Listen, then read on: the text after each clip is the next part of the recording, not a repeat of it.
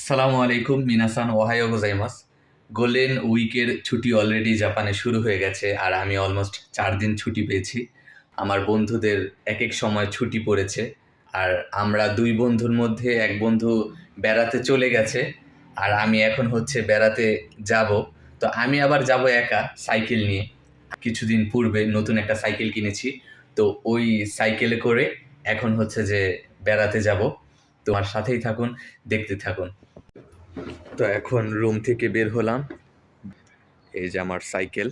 আজকে আমার সারাদিনের সঙ্গী বোরাক, ওকে নিয়ে হচ্ছে এখন রাইড দিব।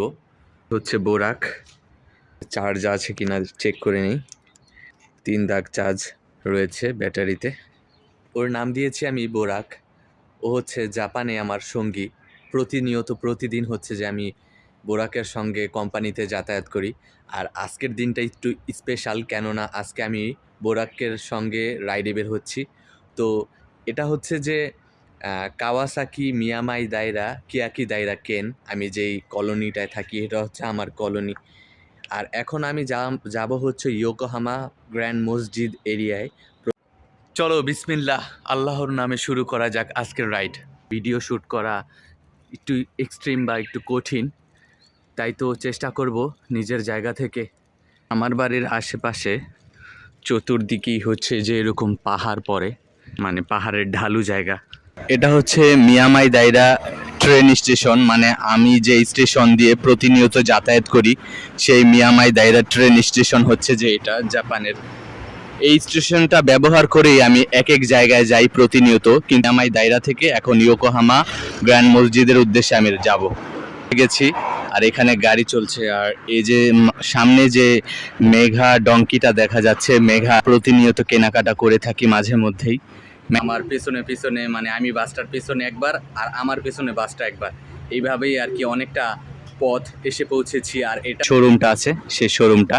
আর এখন সিগন্যাল পড়েছে, আমি এখন এই সিগন্যালকে ক্রস করে দেন হচ্ছে এই রাইট সাইড যে আছে এই বাসটা চলে যাচ্ছে। এখন বাসটাকে টাটা দিয়ে দেই, কেননা বাসটার সঙ্গে অনেকটা দূরে একসঙ্গে এসেছি। এখন বাসটা যাবে বাম দিকে, আমি যাব হচ্ছে ডান দিকে।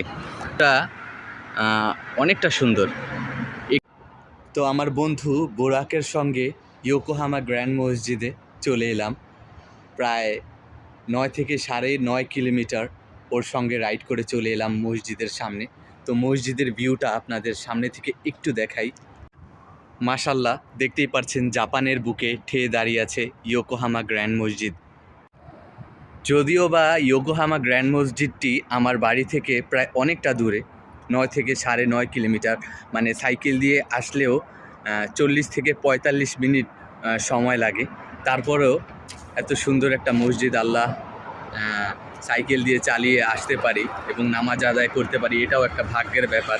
হচ্ছে জোহরের নামাজ আদায় করে দেন হচ্ছে যে বের হব, মানে যাব, চেষ্টা করবো ইনশাল্লাহ আরেকটা ভিডিও দেওয়ার জন্য। তো আজকে এর মতন এখানেই সমাপ্ত। আল্লাহ হাফেজ, আসসালামু আলাইকুম, বাই বাই।